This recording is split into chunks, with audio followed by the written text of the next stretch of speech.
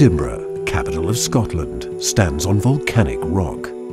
Here, archaeologists found evidence of fortifications first built in the Bronze Age, around 850 BC. By the mid-19th century, the city was a key centre of the Enlightenment, filled with high achievers in politics, finance, science and industry.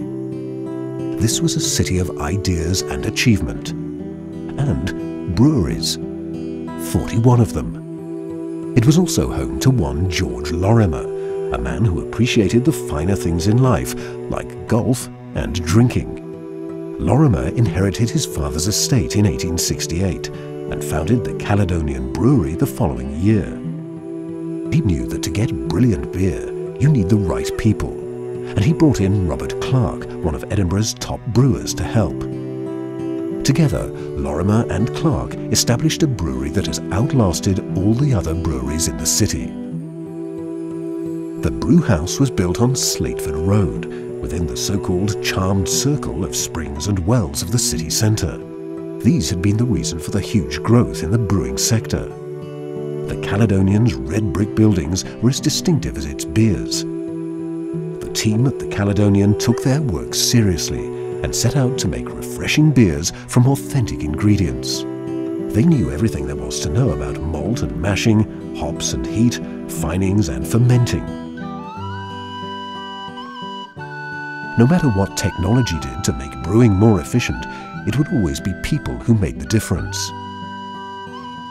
Today, the Caledonian Brewery operates in the same time-honoured traditions of craftsmanship and attention to detail.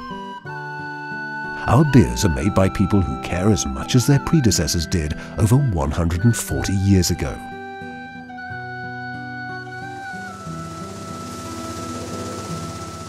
Your pint starts life with the milling of the grain.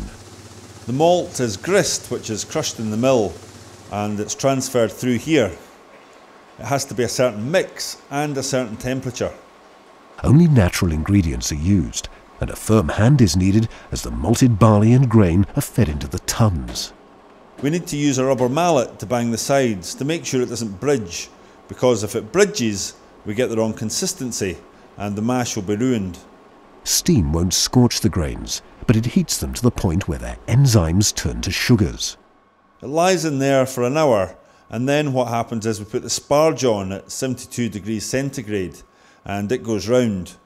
We open the valves, and what we're doing is replacing the water that's getting drawn out. The fresh water and malt sugars are called wort. What we're looking for is a lovely clear wort. If the wort's not clear going to the copper, we have a problem with our mash. We may be getting grain coming through the mash and into the copper. These great coppers are Victorian in design. If they want to be sure how much wort is in each, the brewers use even older technology. The coppers are very similar volume in itself, but they're different diameters, so the actual dipsticks that we use are all individual dipsticks for each individual copper itself. Time is crucial. Too much of a hurry here will cause problems. If we boil the actual wort too early, the wort will pick up colour. Ideally, we want the boiling temperature to be just as when we finish the actual volume of the copper. The hops are kept in the same storeroom used the day the brewery opened. It's naturally cool and dry, thanks to Victorian ventilators. We come up here to the hop room, we pick the quantity and quality, weigh them out. Sometimes it's a mixture of hops as well, instead of just one variety. Sometimes we'll put 3 varieties in one brew, but they come from all different parts of the world. But most large breweries now never touch hops, it's all concentrates. But we still like to get the proper flavour. It's just like making a cup of tea, you know, like loose leaf tea always tastes better.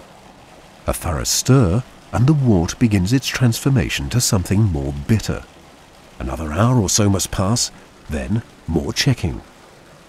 Once the actual copper has finished its time, we'll take what they call a break sample just to check the clarity of the wort with the copper finings added to it. Having left the coppers, the boiled wort is filtered through more delicate hops in the hop back, which give the beer a refreshing taste. The hops that go into the hop back, they're only infused for a very short time and they just give a flavour. If we're looking for a specific flavour for the beer, you know, like a lemon or a vanilla type flavour, we just use them down there for a quick infusion. In the fermenting vessels, yeast is added to the cooled wort. It's here that beer is said to be declared. Just a few more days to go now. The yeast will start eating all the lovely sugar that's in the wort.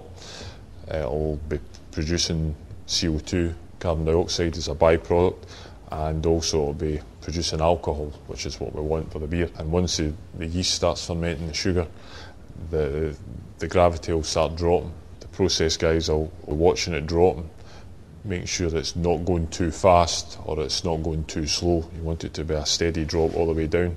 And we'll leave a film of yeast on top of the beer to make sure there's no air contact with the beer, which will start to cause it to go off. So there you have it. Water, grain, hops, yeast and heat, and a century and a half of experience, all go towards making that distinctive, refreshing pint. You want the process to be the same every time, the same mash temperatures, the same consistency of the mash and the mash tuns, the same boil lengths, the same point that you add the hops, the same amount of stand in the hop back for every batch, a consistent fermentation as well. All these things contribute to the pint on the bar. Everything's got to be absolutely bang on every time.